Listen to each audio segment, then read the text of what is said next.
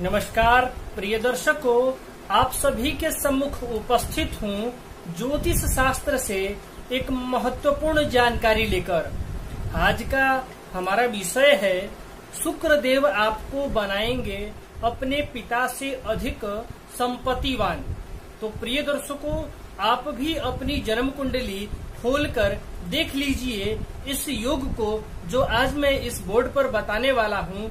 यह योग यदि आपके जन्म पत्रिका में दिखाई पड़े तो आप यह समझ जाइए कि निसंदेह आप अपने जीवन में अपने पिता से भी ज्यादा धन संपदा अर्जित करेंगे, संपत्तिवान बनेंगे। धनवान बनने से आपको कोई नहीं रोक सकता यदि जन्म कुंडली में शुक्रदेव आपके मेहरबान हो जाएं। तो शुक्रदेव की किस प्रकार की अवस्था जन्म कुंडली में होगी तो आप अपने पिता से अधिक संपत्तिवान हो सकते हैं। आज इस विषय को लेकर आप सभी के सम्मुख उपस्थित हुआ हूँ।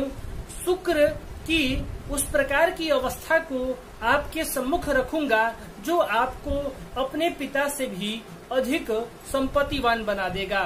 तो आइए सबसे पहले बात करते हैं जन्म कुंडली में किस ग्रह को देखना है। जैसा कि अभी तक आपने समझ लिया कि जन्म कुंडली में शुक्र को देखना है, साथ ही धन संपदा का जो विचार करना है वह पिता से करना है, क्योंकि आज का हमारा विषय है शुक्रदेव जो धन संपदा देंगे जातक को वह पिता से अधिक देंगे या कम। आज का विषय जो मैं लेके आया हूँ वह अधिक का है। जब आप अधिक समझ जाएंगे तो आप स्वतः ही समझ जाएंगे कि यदि आपके जन्म कुंडली में अधिक का योग नहीं बन रहा है और उसमें से कुछ योग बन रहा है तो आप धनिक तो जरूर होंगे, धन संपदा आपके पास जरूर होगी, लेकिन अपने पिता से कम। और यदि जो योग आज मैं आप सभी के सम्मुख रखने वाला हूँ वह योग आपके जन्म कुंडली में दिखाई पड़े तो आप समझ जाइए कि आप निसंदेह अपने पिताजी से अधिक संपत्तिवान धन अर्जित करेंगे।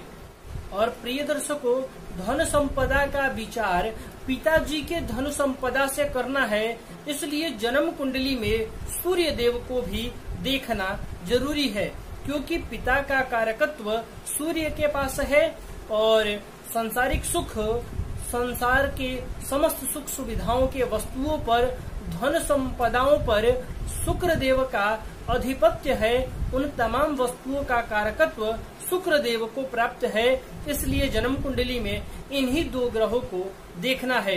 कार्यक्रम प्रारंभ करूं उससे पूर्व आप सभी से एक विनम्र आग्रह है कि आप लोगों ने यदि अभी तक मेरे YouTube चैनल को सब्सक्राइब नहीं किया है तो कृपया चैनल को सब्सक्राइब कर लें और साथ ही बेल आइकन का जो बटन है उसको भी प्रेस कर दें ताकि हमारी जो नवीन वीडियो आने वाली है उसका नोटिफिकेशन आपको सबसे पहले मिल जाए। हमें यह विश्वास है, यह आशा है कि आप अपने साथ साथ अपने इष्ट मित्र जनों का भी लाभ सोचते हैं, उनको भी लाभान्वित करने के लिए आप वीडियो को ज्यादा से ज्यादा शेयर करेंगे ताकि आपके साथ वो भी इस विषय को समझ सके और इस योग को, इस अवस्था को अपने जन्म कुंडली में देख सके। तो प्रिय दर्शकों, अब आते हैं अपने विषय पर। आज का हमारा जो विषय है उस विषय में मुख्य रूप से दो ही ग्रह देखने हैं, सूर्य और शुक्र। शास्त्रकार कहते हैं जन्म कुंडली में बलवान शुक्र यदि सूर्य से आगे हो तो निसंदेह जातक अपने पिता से अधिक संपत्तिवान होता है। आप इस विषय को गौर से समझिए। शास्त्रकार का मत है कि बलवान शुक्र यानी किसी भी प्रकार से शुक्रदेव निर्बल न हो, बलिष्ठ शुक्र जन्म कुंडली में सूर्य देव से आगे हो, यानी सूर्य देव जिस भाव में बैठे हो उस भाव से आगे के भावों में शुक्रदेव उपस्थित हो और किस तरह से हो तो बलवान हो, बलिष्ठ हो, निर्बल न हो तो यह योग बनेगा। तो सूर्य जन्म कुंडली में जिस भाव में हो उस भाव से आगे के भाव में यदि बलवान शुक्र हो तो जातक अपने पिता से अधिक संपत्तिवान होता है। तो प्रिय दर्शकों, बलवान शुक्र का मतलब है कि शुक्र उच्च का हो, अपने राशि का हो, मित्र घर का हो, अंश बल आदि से बलिष्ठ हो। ग्रहों की अवस्था, अंश बल इत्यादि जो विषय है वह मैं पहले के कार्यक्रम में बता चुका हूँ। आप ग्रहों के अंश बल को समझने के लिए उस कार्यक्रम को देखें। आप सरलता पूर्वक समझ जाएंगे कि ग्रह निर्बल और बलिष्ठ, ग्रहों का बलाबल किस प्रकार से अंशों पर निर्भर है और कितने अंश के ग्रह होने पर कौन सा बल होता है, कितना बल होता है, आप उस कार्यक्रम में सरलता पूर्वक समझ जाएंगे। आपको इस विषय पर यह ध्यान रखना है कि शुक्र देव बलिष्ठ हो, और यदि जन्म कुंडली में शुक्र बलिष्ठ है तो आप इतना तो समझ जाइए कि आप धन संपदा से युक्त होंगे, आप धनवान होंगे, सांसारिक सुख का लाभ प्राप्त करने वाले होंगे, भूमि भवन वाहन इत्यादि का सुख प्राप्त करेंगे, संसार के तमाम सुख सुविधाओं को आप हासिल करेंगे। बस इतने से कि शुक्र आपके जन्म कुंडली में बलिष्ठ हो, शुक्र उच्च के हो, अपने घर के हो, मित्र घर के हो, अंश बल इत्यादि से बलिष्ठ हो, योग कारक हो और किसी भी प्रकार से पाप प्रभाव में न हो, पाप ग्रहों की युति में न हो, पाप ग्रहों की दृष्टि न पड़ रही हो शुक्र पर, और शुक्र योग कारक हैं, तो आप निसंदेह अपने जीवन में सुख सुविधाओं का लाभ प्राप्त कर सकते हैं। और यदि शुक्र देव सूर्य से आगे हैं, आज का हमारा विषय मात्र इतना है कि पिता से अधिक संपत्तिवान होगा कि नहीं। इस विषय को समझने के लिए हमें शुक्र के साथ साथ सूर्य को देखना है, और सूर्य को इतना ही देखना है कि सूर्य जन्म कुंडली में किस भाव में बैठे हैं।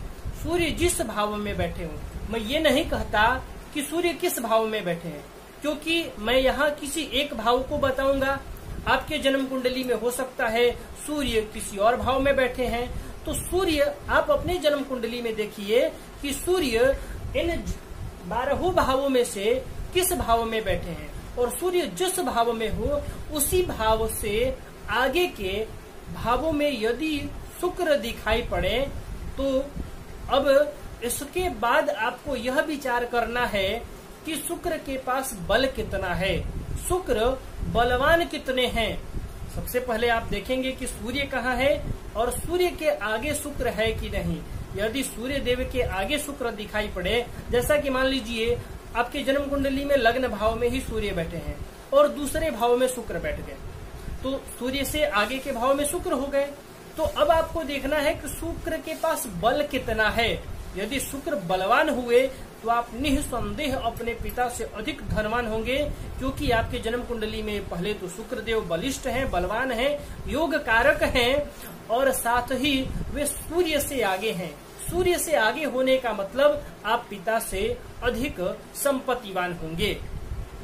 और यदि शुक्र देव सूर्य से पीछे के भाव में हैं, आगे के भाव में नहीं, जैसे आगे का भाव मान लीजिए प्रथम भाव हुआ तो दूसरा तीसरा चौथा ये आगे का भाव हो गया, और प्रथम भाव हुआ तो प्रथम भाव से द्वादश एकादश दशम यह पीछे का भाव हो गया। तो पीछे के भाव में यदि शुक्रदेव होंगे तो आप अपने पिता से अधिक संपत्तिवान नहीं होंगे। यदि पीछे के भाव में बैठकर भी शुक्रदेव बलिष्ठ हैं, योग कारक हैं, आपके लिए लाभदायक हैं, तो आप निसंदेह लाभ प्राप्त करेंगे, इसमें कोई दो राय नहीं है। आप जीवन में सुख सुविधाओं का लाभ अवश्य लेंगे यदि आपके जन्म कुंडली में शुक्र देव बलिष्ठ हैं, योग कारक हैं तो। लेकिन शुक्र देव सूर्य से यदि पीछे हैं, सूर्य देव से आगे के भाव में नहीं हैं, तो आप अपने पिता से अधिक संपत्तिवान नहीं हो सकेंगे। आप पिता से अधिक संपत्तिवान तभी होंगे जब शुक्र देव आपके जन्म कुंडली में सूर्य देव से आगे के भाव में हो। मैं आशा करता हूँ कि आप यह सूत्र समझ गए होंगे। तो आइए प्रिय दर्शकों, उदाहरण के साथ इस विषय को समझते हैं, समझने में और सरलता हो जाए इसलिए एक उदाहरण ले लेते हैं। वैसे मैं आशा करता हूँ कि आप इस विषय को समझ गए होंगे। जो लोग नहीं समझे हैं उनके लिए और सरलीकृत करते हुए समझाने का प्रयास करता हूँ, इसलिए उदाहरण का सहारा ले रहा। तो मान लीजिए आपके जन्म कुंडली में सूर्य लग्न भाव में बैठे हैं। ये सूर्य को लग्न में बैठा लेते हैं। मान लिया कि सूर्य जन्म कुंडली में लग्न भाव में बैठे हैं। अब पहले राशि पे विचार नहीं करना है, पहले भाव का विचार करना है कि लग्न भाव में सूर्य हो गए तो लग्न से आगे के भाव में ही शुक्र होने चाहिए। ये स्पष्ट है। सूर्य से सीधे सम्मुख 7वां भाव हो जाएगा, तो इससे पहले और सूर्य से आगे के जो भाव हो गए, जैसे दूसरा, तीसरा, चौथा, 5वां और 6ठा, ये इन भावों में यदि शुक्र देव आपको दिखाई पड़े तो आप समझ जाइए कि यह योग बनने वाला है। अब इसके बाद आपको देखना है शुक्र का बलाबल, शुक्र के पास बल कितना है। यदि सूर्य लग्न में है तो शुक्र दूसरे भाव में, तीसरे भाव में, चौथे भाव में, 5वें भाव में और 6ठे भाव में दिखाई पड़े तो आप समझ जाइए कि यह योग बनने वाला है। बस आपको अब शुक्र का बलाबल देख लेना है, शुक्र के पास बल कितना है।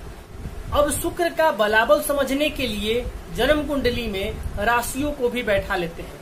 मान लेते हैं कि आपका कन्या लग्न है, तो 6 नंबर लग्न में, 7 नंबर दूसरे भाव में, 8 नंबर तीसरे में, 9 नंबर चौथे भाव में, 10 नंबर 5वें भाव में, 11 नंबर 6ठे भाव में, 12वीं राशि सप्तम में, मेष राशि अष्टम, वृष राशि 9वें भाव में, मिथुन राशि 10वें भाव में, कर्क राशि 11 भाव में और सिंह राशि 12 भाव में।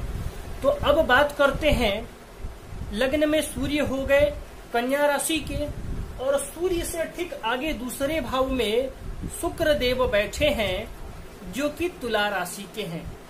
अब अंश बल इत्यादि से बलिष्ठ हुए। मान लीजिए ये शुक्र 12 से 18 के मध्य किसी भी अंश पे हैं तो अत्यंत बलिष्ठ हो गए, युवा अवस्था में हैं, बलिष्ठ हैं।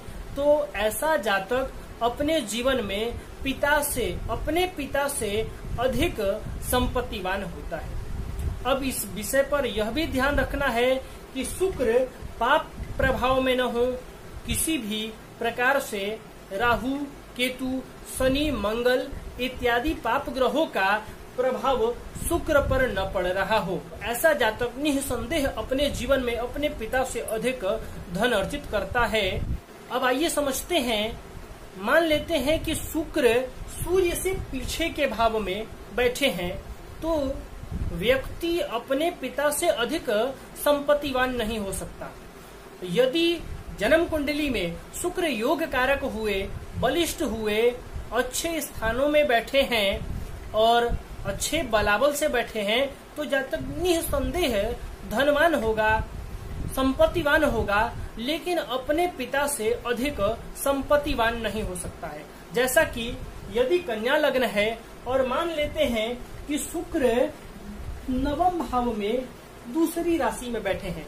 अब यहाँ देखिए सूर्य से शुक्र अपनी राशि में बैठे हैं जो कि आगे हैं। तो यदि ऐसा योग बन रहा है तो ऐसा जातक निसंदेह अपने पिता से अधिक संपत्तिवान होता है। और यदि इस प्रकार का योग बन रहा है, यहाँ भी शुक्र अपने राशि के हैं, भाग्य भाव में हैं, सूर्य से पीछे के भाव में हैं, तो ऐसा जातक, शुक्र यहाँ भी बलिष्ठ हुए, तो ऐसा जातक निसंदेह धनवान होगा, संपत्तिवान होगा, संसारिक सुख सुविधाओं का लाभ प्राप्त करने वाला होगा, लेकिन अपने पिता से अधिक संपत्तिवान नहीं हो सकता। तो प्रिय दर्शकों, आज का हमारा मुख्य उद्देश्य यही था कि आपको इस विषय की जानकारी दे दूं। धनवान, संपत्तिवान बनना, सुख सुविधाओं का लाभ लेना, यह शुक्र पर विशेषकर निर्भर करता है। यदि आपके जन्म कुंडली में शुक्र बलिष्ठ हैं, योग कारक हैं, बलाबल लिए हुए हैं, किसी भी प्रकार से पीड़ित नहीं है, तो आप निसंदेह सुख सुविधाएं प्राप्त करेंगे, धन अर्जित करेंगे, सांसारिक सुखों का उपभोग करेंगे। लेकिन यदि पिता से धन का विचार करें, पिता के धन से अपने धन का विचार करना हो, कि ज्यादा होगा, कम होगा, हम पिता से अधिक संपत्तिवान हो सकेंगे कि नहीं, इसके लिए आपको सूर्य का विचार करना है। यदि सूर्य से पीछे के भाव में शुक्र दिखाई पड़े तो आप पिता से अधिक संपत्तिवान नहीं हो सकते। सूर्य से यदि शुक्र आगे की ओर दिखाई पड़े तो आप निसंदेह अपने जीवन में अपने पिता से अधिक धन अर्जित कर सकते हैं, संपत्तिवान बन सकते हैं। प्रिय दर्शकों, मैं आशा करता हूं कि इस विषय को आप समझ गए होंगे। आप भी अपनी जन्म पत्रिका खोलकर इस अवस्था को, शुक्र और सूर्य के अवस्था को अपनी जन्म कुंडली में देखिए कि शुक्र आपके जन्म कुंडली में सूर्य से आगे के भाव में है कि पीछे के भाव में। यदि आगे है तो आपके लिए खुशखबरी है, आप अपने पिता से अधिक संपत्तिवान होंगे, और यदि पीछे है तो आप अपने पिता से अधिक संपत्तिवान नहीं हो सकते। हालांकि यदि पीछे होकर भी शुक्र बलिष्ठ है तो आप निसंदेह धन संपदा वाले होंगे, सुख साधनों का आपके पास कोई कमी नहीं होगी, सांसारिक सुख का आप लाभ लेने वाले अवश्य होंगे। अब यहाँ आपको यह ध्यान रखना है कि मैं उदाहरण केवल लग्न से दिया हूँ। जन्म कुंडली के 12 भाव में किसी भी भाव में सूर्य हो सकते हैं आपके जन्म पत्रिका में, तो सूर्य जिस भाव में है उससे आगे के भाव में यदि शुक्र दिखाई पड़े तो यह योग हो गया, और यदि उससे पीछे की ओर दिखाई पड़े तो यह योग होगा कि आप अगर शुक्र अच्छे हैं तो अच्छा रिजल्ट करेंगे ही, लेकिन अपने पिता से अधिक संपत्तिवान नहीं हो सकते। तो प्रिय दर्शकों, मान लीजिए एक और उदाहरण ले लेते हैं। सूर्य चौथे भाव में है या सप्तम भाव में है या दसम भाव में है।